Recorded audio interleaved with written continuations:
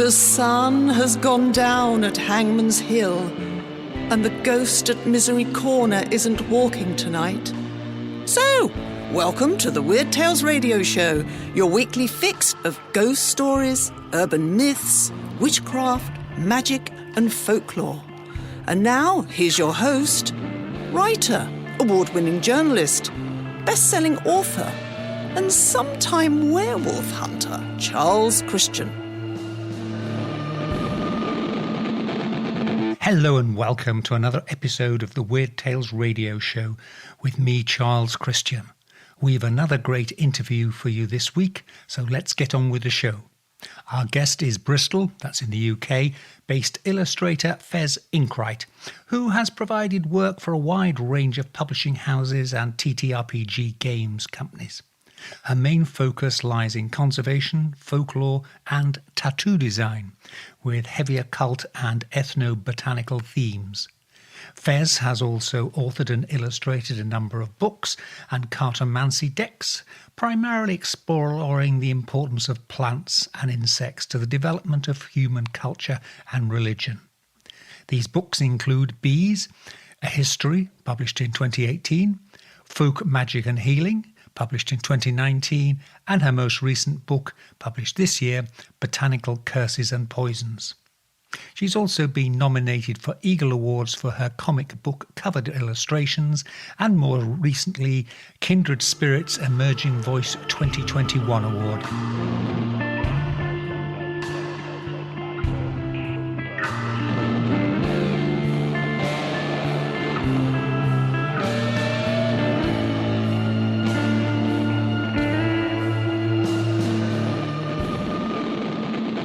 Great to be talking to you. Thank you for making the time.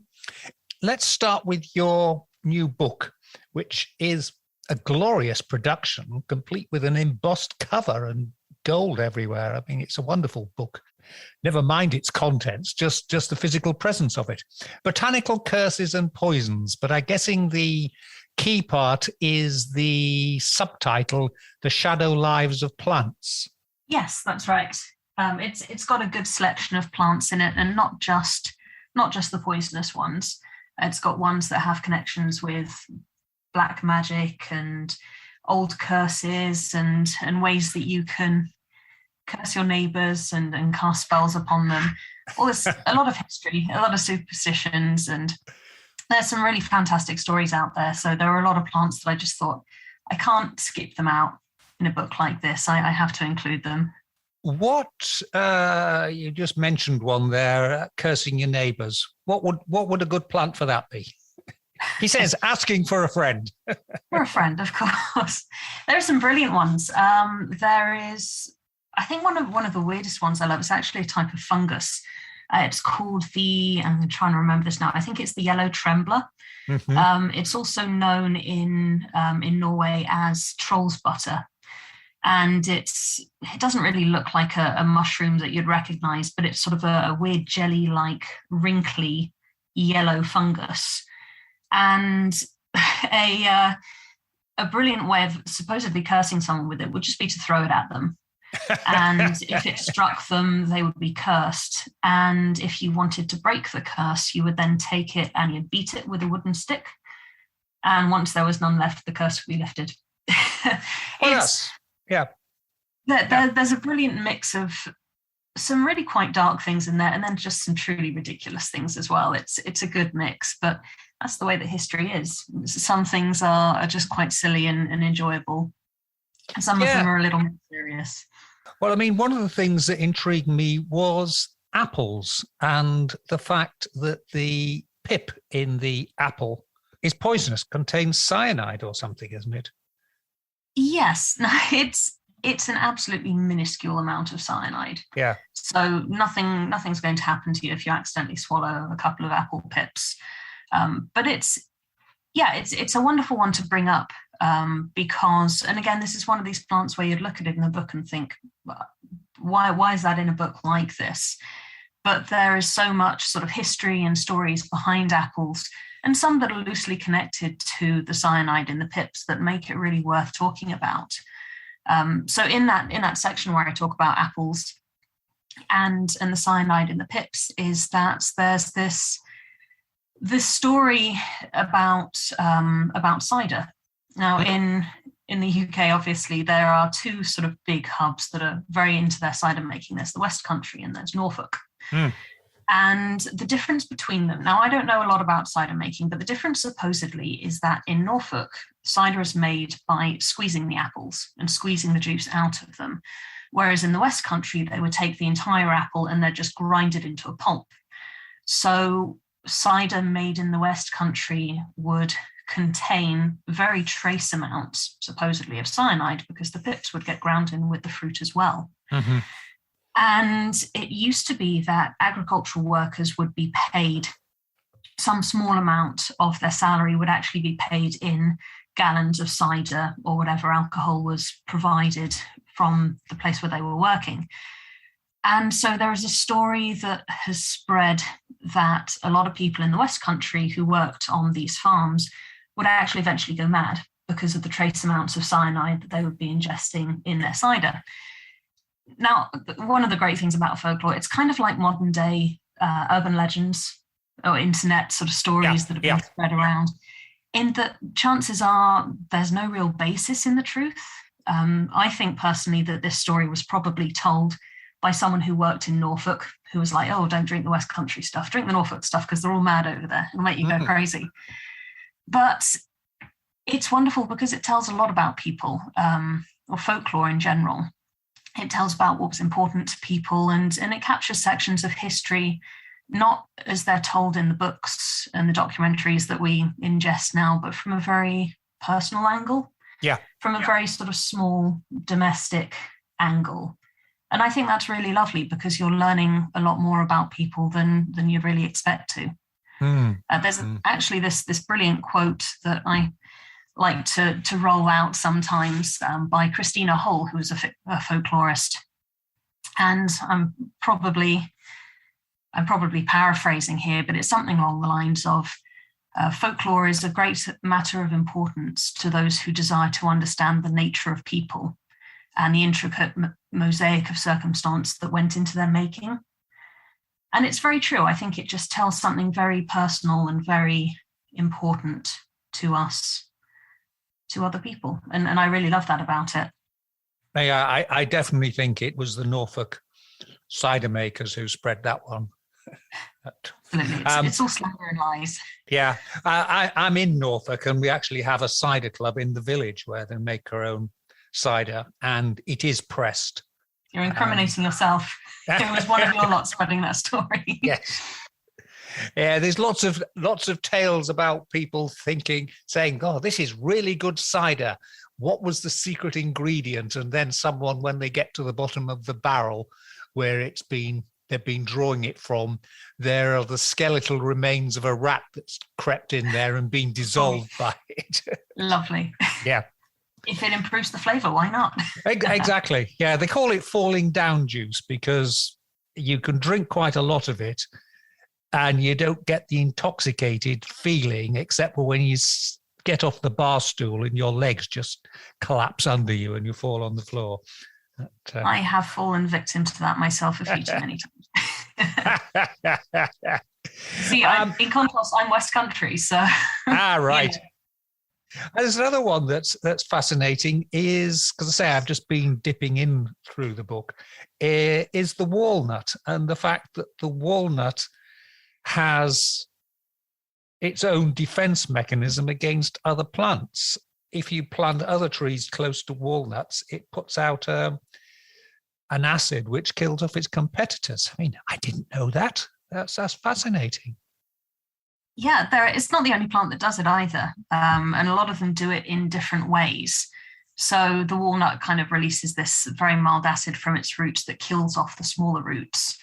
Some plants give off a sort of a chemical into the ground. Some of them literally just make sure that their canopy, in the case of trees, is so thick that other things underneath it can't grow. Mm-hmm. But it just removes any competition around the roots to make sure that any nutrients in that part of the soil go specifically to the tree. We don't really give trees or plants credit for being quite so determined, I suppose. Yes. I think a little bit bloodthirsty, but I quite like that about that. And like you said, it's not something that a lot of people consider. Like, even if you grow walnuts or you pass a walnut on your local walk, you'll probably realize that nothing really grows around the base. But no one really thinks too much about exactly why that is. And that's half the fun that I've had in writing these books, I think, is trying to sort of raise awareness of exactly how plants work from a more fun point of view by telling the stories about them and some of the legends and some of the superstitions that have risen up about them. Yes, because I mean, you have another book out earlier called Folk Magic and Healing, which that's really about, among other things, all those plants you regard as weeds actually have potential medicinal purposes. Yes, so that was the first book that I wrote.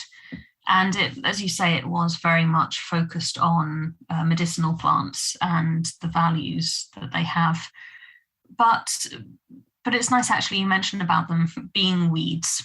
I quite like that word. A lot of people use it as a negative word, but I love weeds and I love hedgerow plants. And growing up, I've always had like a very strong interest in conservation, and especially here in the UK. And I realized that, my books have been sold all over the world. So I try to give a more global sort of bent to a lot of them. But Folk Magic was very much an English book. And what I really wanted to do was to encourage an appreciation of the plants that we have at our roadsides, in our weedy areas of our gardens, in the hedgerows, because they're so important for the sustainability of this country.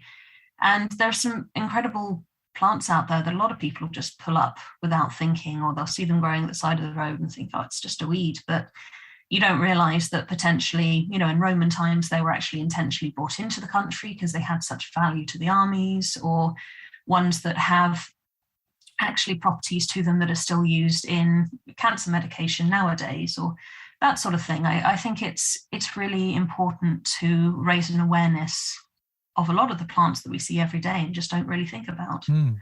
Which were the ones the Romans brought in there? I mean, I know they brought in rabbits and various other bits of nature, but what plants did they bring in? Oh, they brought lots. A majority of plants in the UK were probably brought in by them. The ones I can bring off the top of my head were nettles. So they actually brought nettles with them wherever they travelled, and planted them along the way so that they would have access to them. And not only are nettles incredibly nutritious, they're full of vitamins and a lot of they've got a lot of value in terms of eating them. You still get places that make nettle soup and nettle porridge, but they also are very good for creating poultices for skin complaints, rashes, and obviously where they would be wearing their armor and it would be rubbing, areas would be rubbing at their skin or sore feet where they're walking. They would use them to create poultices. They would also use them as they moved up north, and especially into the UK, and our weather is terrible. If they were very, very cold, they would take handfuls of nettle and rub them all over their skin. And the stinging of the hairs would warm their skin back up. And it was delaying extreme cold to actually fend off that sensation of freezing. Right. Macho bunch, these Romans then. Exactly. They also brought lavender with them as well. Because lavender obviously is very valuable in terms of it's an antibacterial.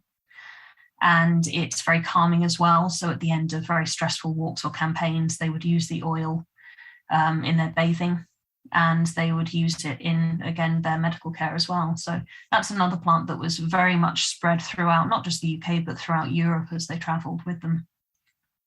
Oh, where do nettles originate then? I mean, we've got them everywhere. They just grow and they grow and they grow. They do, and I have no idea. Oh, right. I don't actually know. All I do know is that they were carried by the Roman army, but I'm not, like you say, you see it everywhere. I'm not actually sure where they originally come from, but I mean, they're widespread, not just across Europe, but across, Africa, North America, I think even Asia, you get the common nettle. Yeah. and likely a lot of that spreading wasn't even due to travelers or Romans. It's probably just naturally come in, either it spread itself or birds, or, plants are canny. They have a way of spreading themselves. And especially, I think that's why a lot of plants become known as weeds as well, is just they're very hardy. Yeah. And they can adapt to a new area very, very quickly. And so obviously we see them everywhere, and I think they must be, they are invasive, I suppose, but they still have this, these really important uses.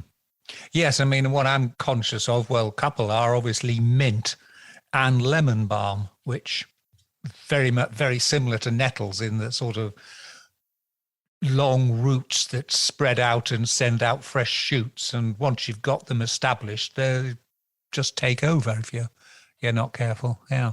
So what got you interested in, you mentioned you're interested in conservation, but what got you interested in botany and the two topics you've written books about? What piqued your interest?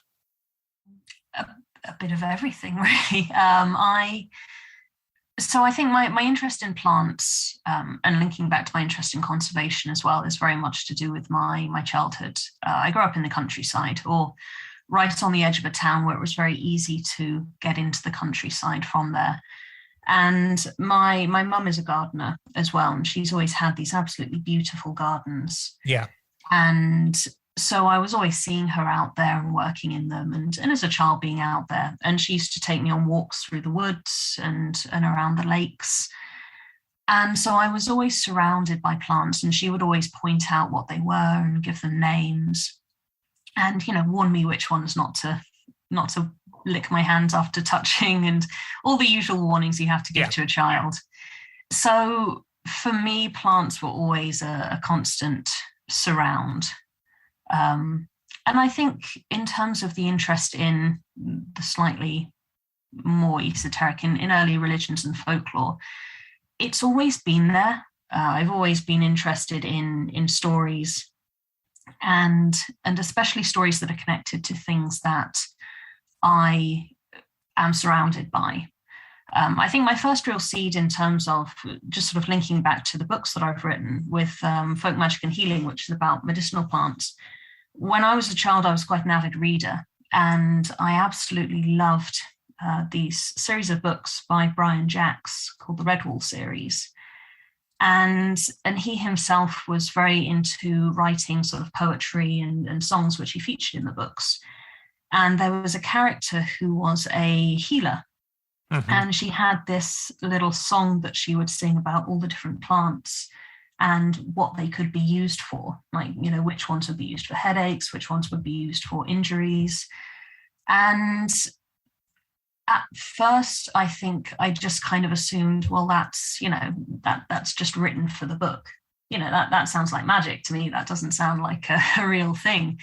And then when I realized actually that all of the plants and all of their uses mentioned there were actually real, that they did actually have those properties, for me, it was like this eye-opening thing where I suddenly realized that these plants that I've been surrounded by growing up were not just pretty, and they weren't just, food for birds and for pollinators. Suddenly they had this use to them that that we as humans could use. And I thought that was fascinating. And the more that I started noticing that, the more I started paying attention to it, I realized that there were stories and folk stories everywhere I looked, really. The area that I grew up in Hampshire. Mm-hmm. And there's a village near to where I grew up called Vernham Dean, which is supposedly haunted by ghosts who died during the plague in 1665. And the people who first came down with this plague were told to isolate themselves on a nearby hill.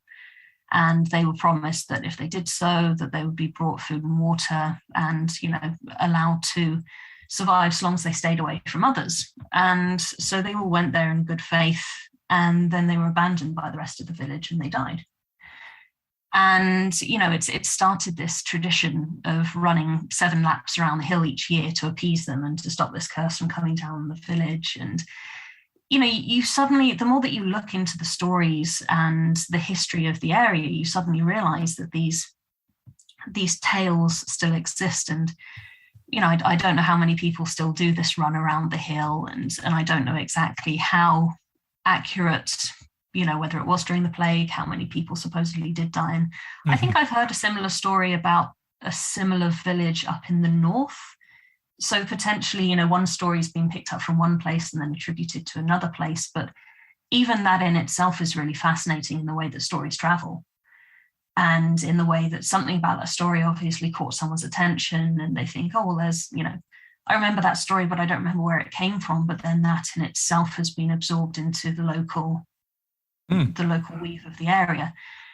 And so it just kind of came from that, really. I think the more I discovered things, the more I found things in my research, the more I just started finding myself drawn in particular directions. You didn't study science at university or anything like that? No, I didn't. No. I actually studied art at university.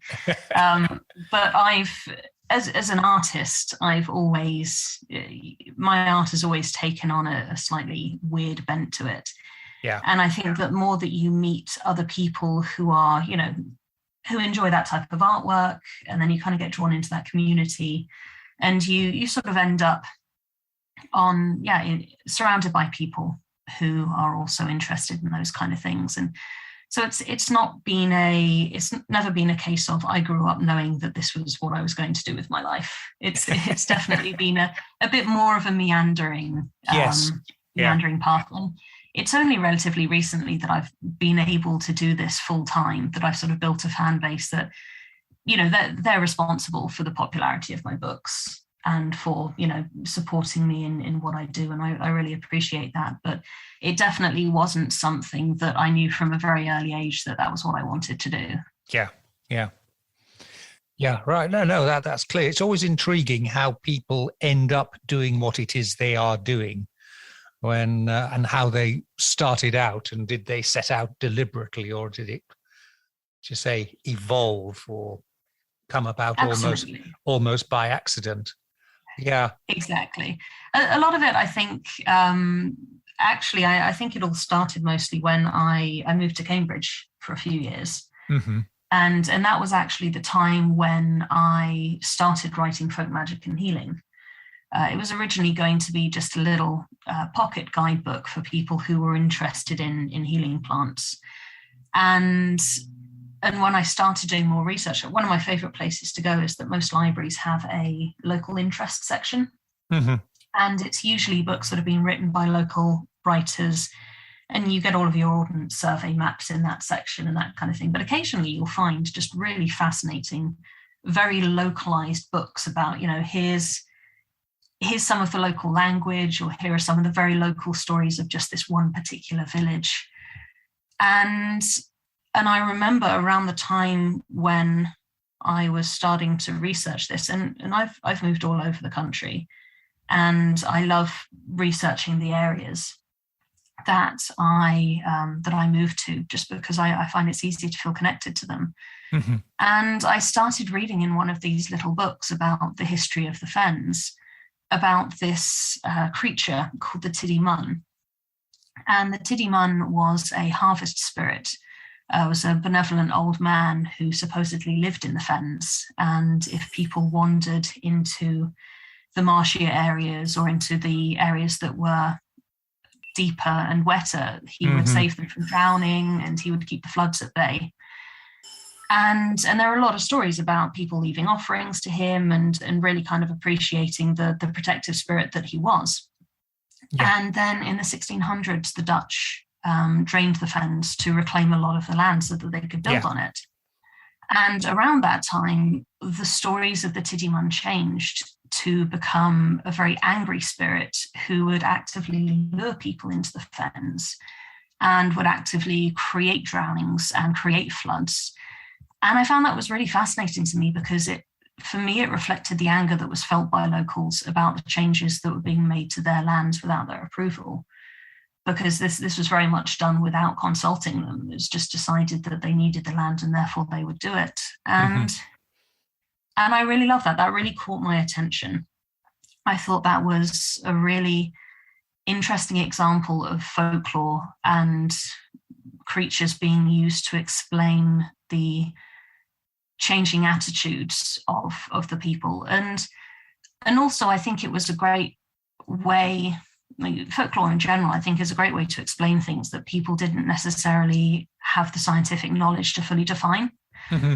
So obviously they saw that the Dutch were coming in, that they had drained them, and then suddenly there were floods. So to them, they were saying, well, this must be created, this must be caused by the land being angry. But wetlands and marshes are a crucial part of our environment. They act as a sort of sponge. Yeah. And they store water during heavy rains, and they prevent these flash flooding. And so the draining of the fens removed that, and the increased number of floods that would have followed were explained by the locals as, well, it must be the Tiddy Mun. He must be angry because you've done this to us. And I remember reading that story and sort of doing some research into it. And it just, to me, I think that was one of the very early things that made me think, there's something really interesting here. And it was definitely that period at which I just thought, I want to write about this. I want to research more into it because I think it's wonderful and it's fascinating. Mm-hmm. Yeah, it's an intriguing, that tale's intriguing sort of example of history repeating itself, because we're now getting a situation where heavy rains cause flash flooding because we've not drained the land, but we've covered it all over with buildings and concrete and tarmac, and same thing. So, yeah. Tiddy Mun, where are we? Where are you? We need you back. Exactly. I think it's fascinating. And obviously not all folklore is sort of serious or dark stories. There are some very silly ones as well, which I think are fantastic and just kind of fun to tell. But I think ones like that really drive home the importance of folklore. And I think the importance of collecting it and passing it on and telling it, because there was a revival around the early 1900s where, and you can see if you ever look into it, there are so many books that were written around that time because people were suddenly interested in it.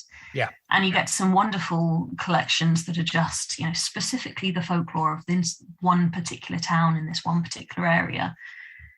And that craze lasted maybe sort of 5-10 years. And then since then we've forgotten it. So it's really nice to see a bit of a revival and these new sort of research into folklore arising and telling the stories again. Yeah, because I say we often forget, it, particularly nowadays, where if there's anything you don't understand, you just go on Google and look for it, that we were talking of largely pre-literate societies or very limited access to education. The parson and the squire would be the only people probably who could read and write.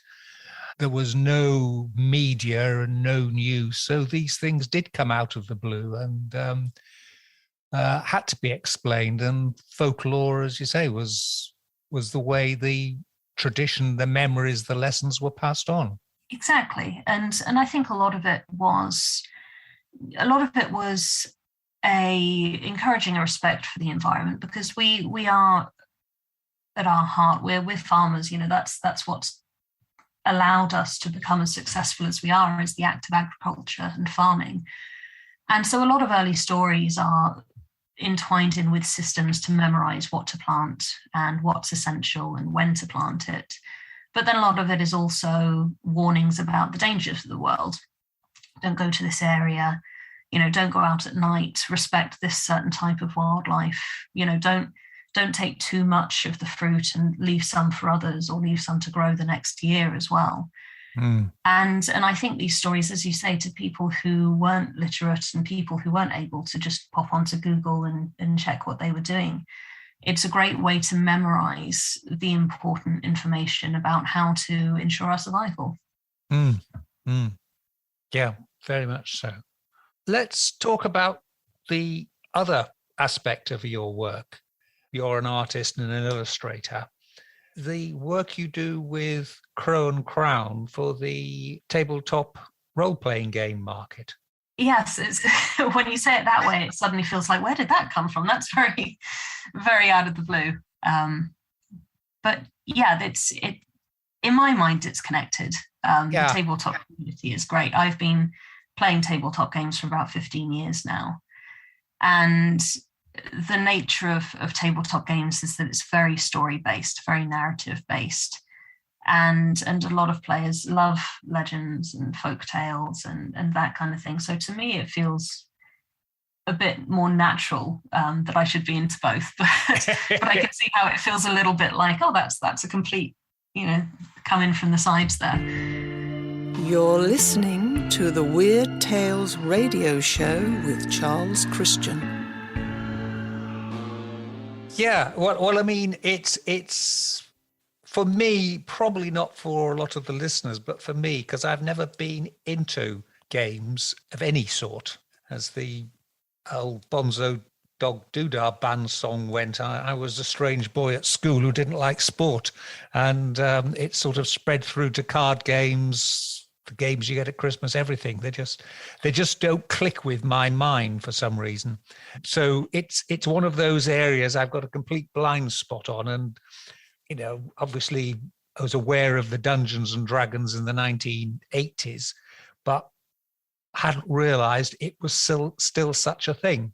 I say that's me rather than anything else. So that intrigued me. But you do sort of the character guides then, is it? Or yes, so it's like you say, Dungeons and Dragons came about in the 70s, 80s, and it had a big heyday then. And as I say, I've been playing for about 12, 15 years now, and it's not just Dungeons and Dragons. There are a lot of other systems that have arisen to fulfill certain needs. For example, Dungeons and Dragons is very battle heavy, or it's a battle-based system, but there are ones, for example, Powered by the Apocalypse is another one that I play that's more narrative heavy, and it encourages the other players to contribute to the world building. And it's had a bit of a resurgence maybe in the past 10 years or so, where with the popularity of websites such as Twitch, like streaming, a lot of people have started streaming online their games. And so it's the same in many ways as reading a book or listening to a fictional podcast. It's just another way to access stories.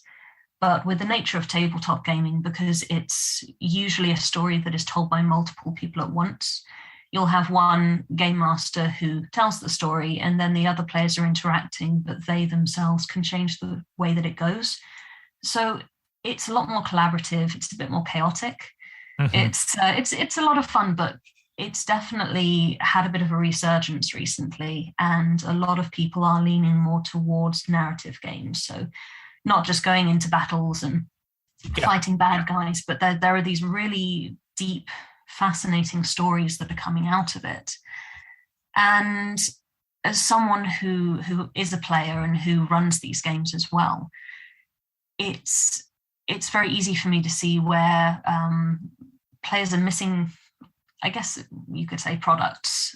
So for example, with Dungeons and Dragons, they produce these big A4 character sheets.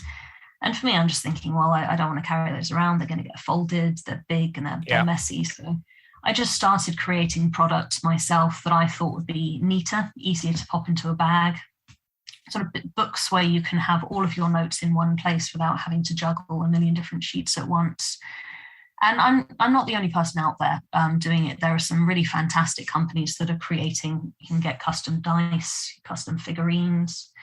There are some really beautiful products out there, and it's a really lovely community. Everyone's very supportive of everything that's being created for it. And I think that's really lovely to see. It's really great when something that you've been playing for several years has a bit of a resurgence, and suddenly you're seeing all these beautiful things being made that even as a fan, you're thinking, oh, I know I make these myself, but I could buy it from someone else too. And, everyone's really supportive, and I love it. And as someone whose business is writing stories and retelling old stories as well, it's really great to be able to take the stories that I've been researching and telling and converting them into a way that people can continue to interact with them. For example, there's a brilliant little tale I found about when people used to hang murderers at the gallows. one of the biggest fears was that the spirit of that murderer or the criminal would come back and would haunt people. And so when they buried them, they would take a willow stake and they'd drive it through their heart. And it was a way to make sure that the body wouldn't rise again and haunt people. And so that's a real thing that used to happen. And you can actually see around the country, there are a number of trees that supposedly have grown from these willow stakes that have been, buried with the body of a murderer.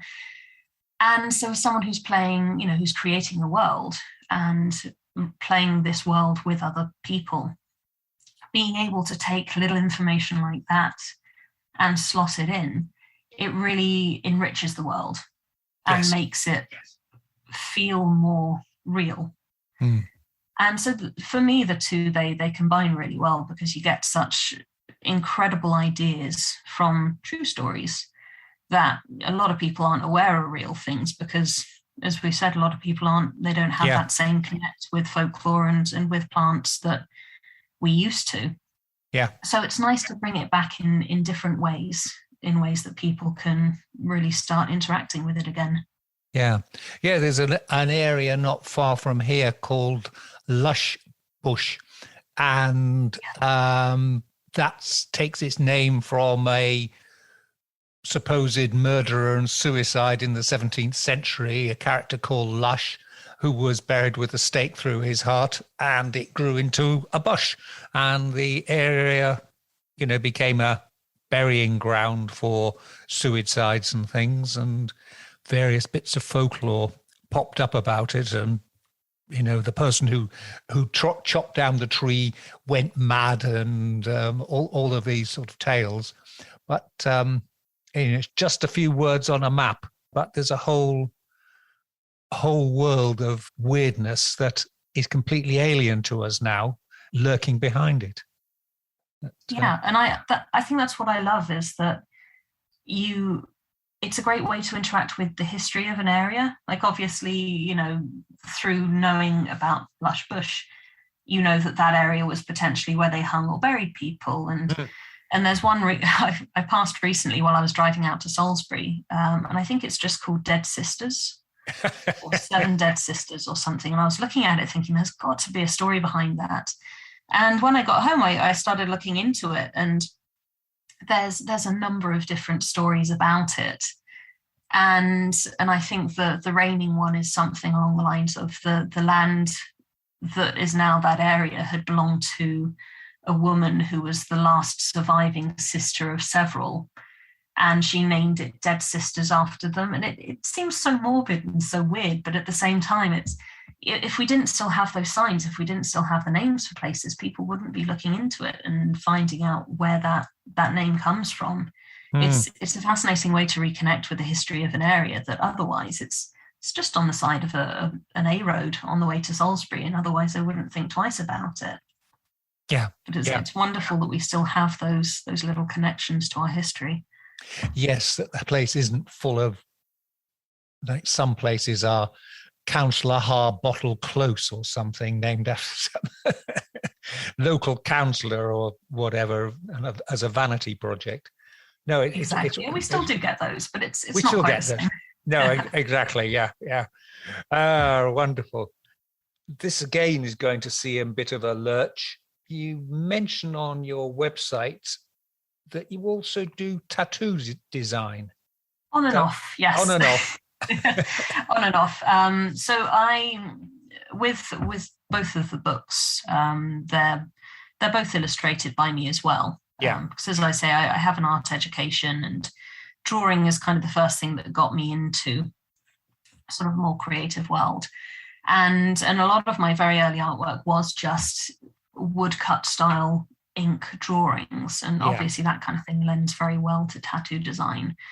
And it's just been over the years that I've had, I've started taking commissions from people who would like me to design tattoos, and because of the stories that I've been preserving about plants, and also you had in the 1900s, the Victorians were very into something called floriography, which was the language of plants.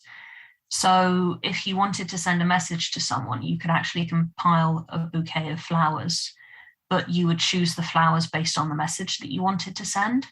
Mm-hmm. So a lot of people, would come to me saying, I want a tattoo that's, I'm at a point where I'm starting something new. I want something about new beginnings or rebirth or overcoming difficulty. And so using those stories that I knew about the plants and also the messages in florography, I just started compiling tattoo designs that are very custom to people, that, the stories that even the artwork itself is telling is based on the flowers that are in there. And that's been really satisfying. It's a big honor to see something that you've drawn permanently on someone's body. Yeah. And it's really satisfying. And yeah, that's really where that's come from. And it's still something that I do every now and again. A lot of my work is, I have to turn down a lot of them now because I'm quite busy with my books and with other projects. But Mm-hmm. whenever I do that sort of thing, it's lovely. It's really nice to feel like I can contribute something very personal to people when they want something designed. Mm-hmm. No, I mean, again, it's one of those things that you don't think about. They must come from somewhere. And coming up to date, you've got a couple of decks coming out of these tarot decks or playing card decks, or what? Seed and Sickle and Citadel. Yes, so they're not quite tarot decks, they're oracle decks. Right. Which are they're similar in that they are both they're both sort of meditative aids, ways to ask questions and prompt yourself to sort of think closer about the answers. Tarot, obviously, I imagine a lot of your listeners are sort of aware of tarot and the history behind it, but it's a very symbol-driven system. A lot of the cards, because they have such a rich history behind them, there are a lot of symbols that have to be included in each card, and they have to represent very specific things. And so for a lot of people who are new to tarot, they can sometimes be a little off-putting because there's so much to learn.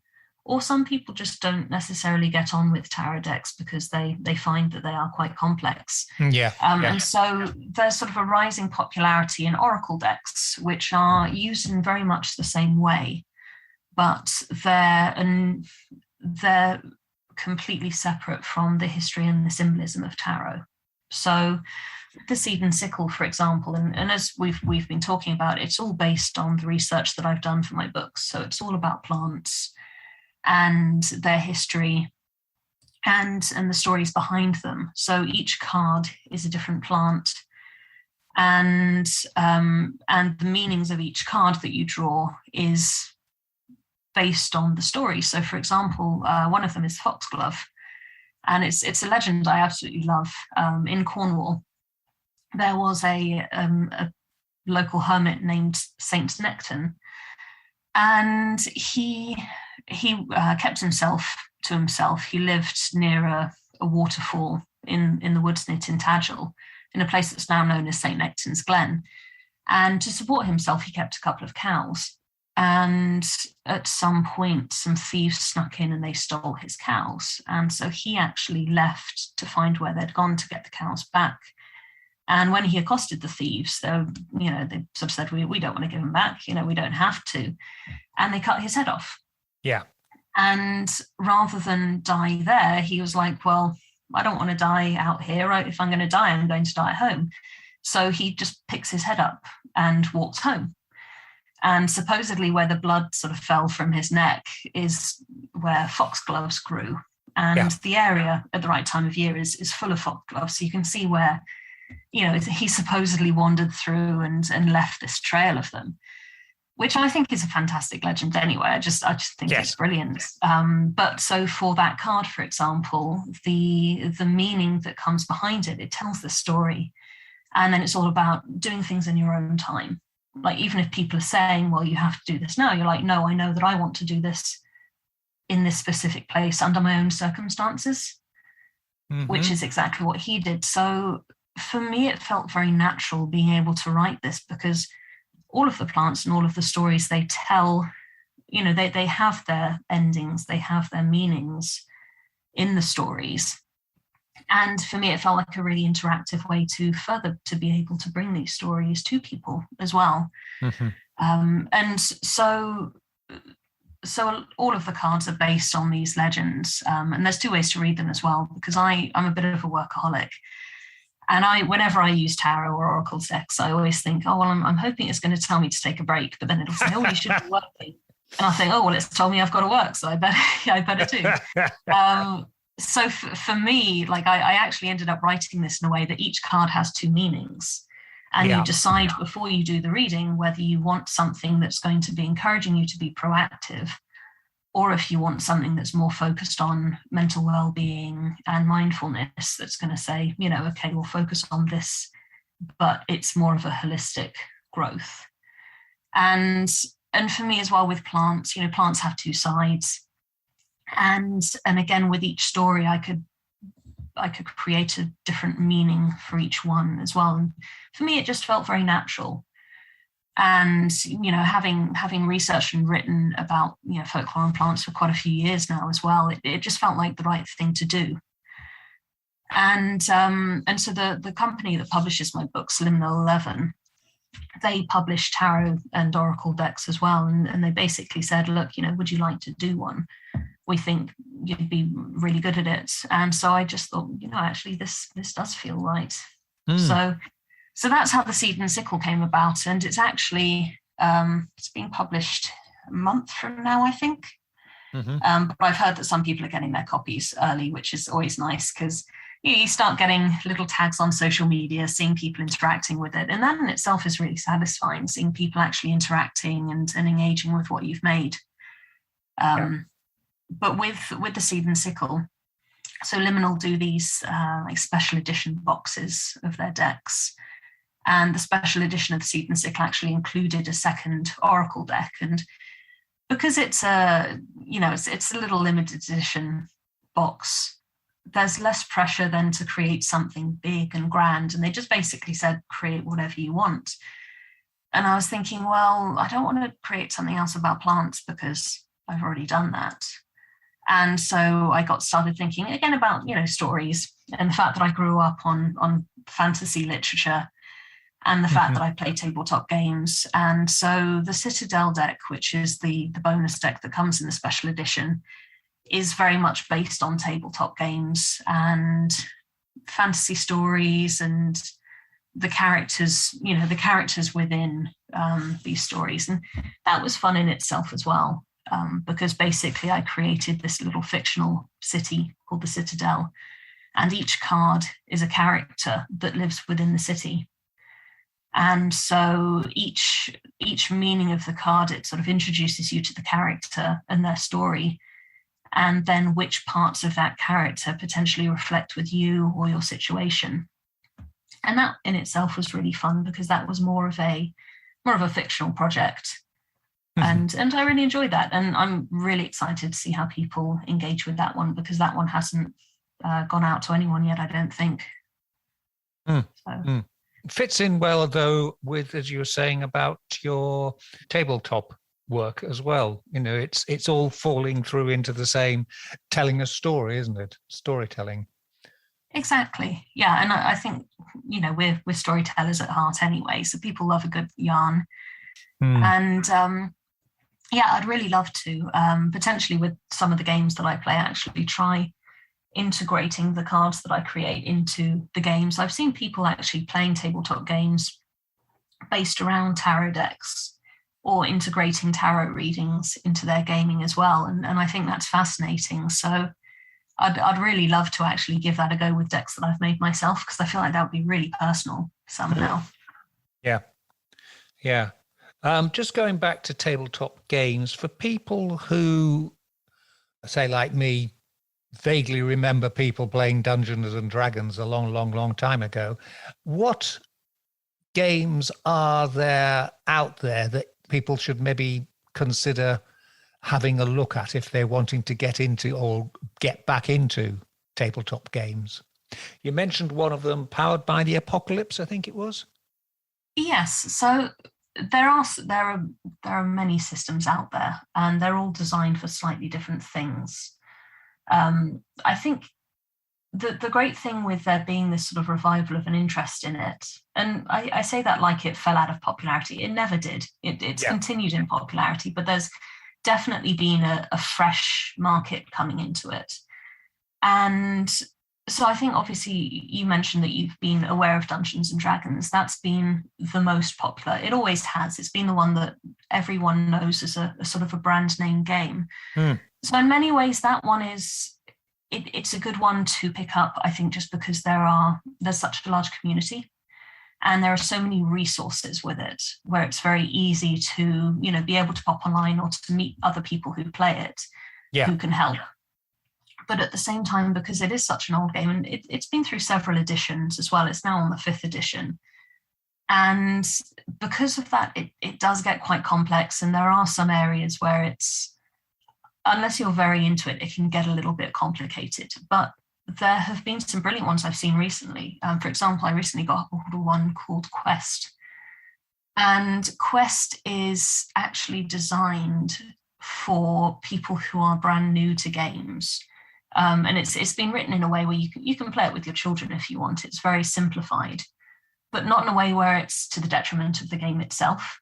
Yeah. But it takes all of the bonuses of a tabletop game and just simplifies it right down so that you can build your character from the start to the finish in a way that makes sense. And it's very accessible. It's a really lovely little system. And I think that's the great thing is with so many people getting into it now, or people coming back into it when maybe they haven't played a tabletop since the 80s. And then, they're suddenly thinking, I want to get back into it. It's nice seeing people who've been able to look at it from that distance point of view and think, okay, well, this is a little clunky or this is a little complex. So actually, I think that I could tweak it and create a new system that makes more sense for people. Yeah. And there are some great ones. And like I say, they're all for slightly different things. So Quest is very much based on your traditional high fantasy. And a little bit like D&D, it's that very fantasy built one. But I've seen systems that are focused on 1800s, sort of Edwardian, Victorian times. I've seen ones that are focused on criminal heists. I've seen ones that are focused on, Wild West stories. So there are systems out there for everything now. And it's actually just quite exciting digging into them and finding ones that work for you. But I think, looking at some of these sort of lower level entry systems are really, there are some really great ones on there to work with. Right, brilliant. What projects have you got coming up next? Obviously, the book Botanical Curses and Poisons, relatively recent, just launched. You've got Seed and Sickle and the Citadel decks. What other projects are you working on in the near future? So I have a couple that I can't talk about right now. Fair enough. No. Just to mention, I've got ones that I can't talk about. There is actually one which I'm working on that I haven't mentioned to anyone yet. But I'm happy to tell you a little bit more about if you'd like. Yes, indeed. So I've been keeping this under wraps just because I know I'm the kind of person where the moment I say, hey guys, I'm working on this, I think, well, that felt good. And then I just never do it. so I haven't mentioned it because also I like to kind of build up a little bit of interest. But I am actually writing a supplement for Dungeons and Dragons at the moment. So it's not an official one. It is one that is self-published. So there's no NDA about it, which is why I feel like I can talk about it now. But like I was saying with this, with there being a great community, people are writing their own material for it to help people expand the worlds that they're creating. And I think that's fantastic. And I've supported a lot of them, but I've never really found one that is focused around the research that I've been doing for my books. And actually, Folk Magic and Healing started as a pocket guide for tabletop gamers who wanted to write, a healer class or someone who was very into herbalism and they wanted to maybe, put in some real plants or have an idea of where to start with the stories behind them. So I thought I'm going to write that as a little pocket guide. And then suddenly it went from me planning 24 pages to, 160 odd, and it's a whole book suddenly. So I've always had in my head the fact that I want to go back to doing something tabletop based with it. And I've had a lot of people who've been getting hold of my books saying, yeah, I've been using this as inspiration for my game. But with the way that the games are built, they're very mechanical. There's a lot of maths and technicalities to it. So with people using my books for them as inspiration, they have to come up with that themselves. Mm-hmm. So I'm actually writing a supplement that is all about the foraging and crafting and use of plants. And it's very, very based in traditional folklore. It's got a lot of creatures in it that are based on traditional creatures like the Tidiman and like, cockatrices. But the more local, the more kind of unknown stories and the unknown creatures. And I've got some incredible artists working on it. I've seen some of the early artwork for it already, and it's going to be, without wanting to toot my own horn, I think it's going to be an absolutely beautiful book. And that one I'm aiming to have out in February. Mm-hmm. So that is your first look into that one. That is brilliant. But right. That's absorbing most of my time right now. So. Well, that's been excellent. Fez, thank you ever so much for your time, and good luck with all the projects you've got going at the moment. Thank you very much. It's been a pleasure.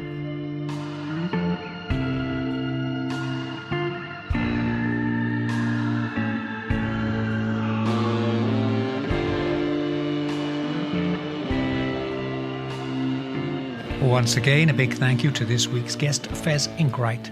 You can find her website, including examples of her work and an online store, at ross.ir. That's ROSDOTTIR.card. That's CARRD. She's also on Twitter and Instagram as ross.ir. As ever, there'll be links on the urbanfantasist.com website, as well as in the podcast and YouTube metadata. Now it just remains for me to say, this is Charles Christian saying thank you so much for listening in.